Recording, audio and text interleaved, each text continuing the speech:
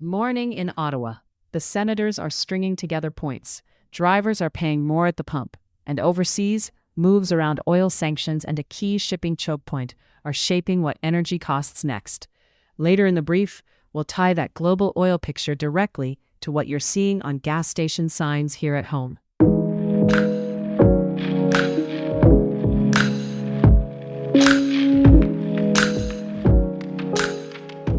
Ottawa starts today near 4 degrees Celsius, topping out around 8, with a mix of sun and cloud and little sign of rain. First up, a clean, efficient night at Canadian Tire Centre. Ottawa beat Vancouver 2-0, with James Reimer stopping all 16 shots for a shutout in his first start since early February. Ridley Gregg opened the scoring in the second period. Vancouver challenged the play, but the goal stood after review, and Brady Takac iced it late with an empty netter. The bigger picture, Ottawa has points in 7 straight and in 11 of its last 12, while Jake Sanderson is still considered week to week. And if you're tracking the playoff math, one model has the Senators sitting just under a 50-50 chance to get in, with a clear theme: if goaltending steadies, their recent surge can hold. Now, a quick note from Parliament that speaks to transparency more than drama. CBC's analysis of House records shows that, in the current session, about half of the bills that reached third reading passed without a recorded vote, often on division, meaning parties signal disagreement but don't do a formal headcount. It's a procedural choice MPs can make, but the shift matters because it leaves the public with less clarity on exactly who supported what bill by bill. Turning now to the main thread, energy, and why it's suddenly showing up in both your commute and Canada's long-term export debate. Here's what's happening.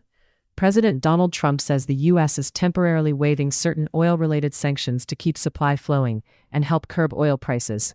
One detail getting attention: he described the waivers as lasting till the Strait of Hormuz is up, tying the policy to security and access through a shipping corridor that moves a huge share of the world's oil. The U.S. also issued a 30-day waiver, allowing the sale of Russian oil that was reportedly stranded at sea to India.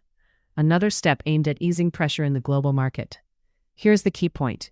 When policymakers prioritize price stability, they tend to reach for short-term supply measures, even if they're politically awkward, because oil shocks travel fast from global shipping lanes to local fuel pumps. And that brings us to Canada's parallel conversation: pipeline capacity and export options. The CEO of Strathcona Resources, Adam Waterous, says he supports the proposed South Bow pipeline, which would move oil from Hardisty, Alberta, to multiple U.S. delivery points, including Cushing, Oklahoma, and the Gulf Coast, with South Bow offering up to 450,000 barrels per day of contracted capacity. The plan would use a different U.S. route than the canceled Keystone XL, but could reuse some already built pipe in Alberta. Waterous didn't say whether Strathcona will commit volumes. He pointed to ongoing commercial talks, but he did outline a production growth goal from about 125,000 barrels per day in 2026 to as much as 300,000 by 2035. The risk here is timing and dependency. More than 90% of Canada's oil exports already go to the United States. When Washington adjusts sanctions or market rules, even temporarily, Canadian producers feel it quickly. At the same time, many Canadian shippers still say the bigger strategic goal is added access to the Pacific to reach Asian markets, beyond the existing Trans-Mountain expansion. Mid-episode reset. This is all one story.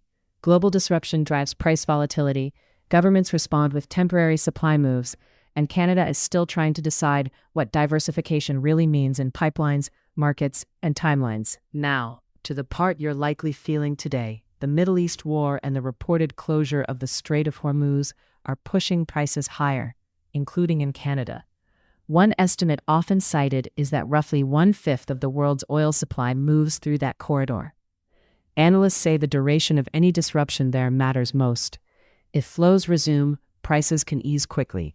If not, elevated pump prices can linger. Natural gas is different. North America is relatively insulated because supply is regional, but Europe and Asia are seeing sharper gas impacts. Acting on that, what should you watch next?